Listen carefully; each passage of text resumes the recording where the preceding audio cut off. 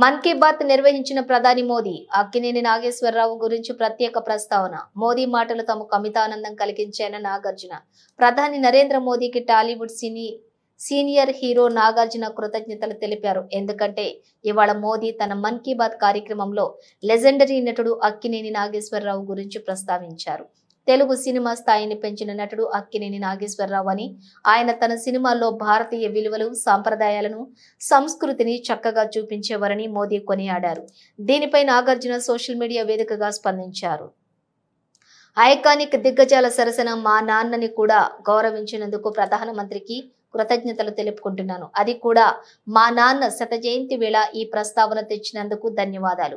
భారతీయ సినీ రంగం పట్ల ఆయన దూరదృష్టి, ఆయన అందించిన సేవలు అనేక తరాల వారికి స్ఫూర్తిదాయకంగా నిలుస్తాయి.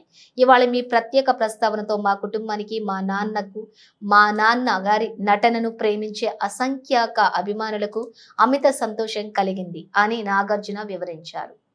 अक्कीनेनी नागेश्वर राव गारू ने तेलुगु सिनेमा को नई ऊंचाइयों तक पहुंचाया है।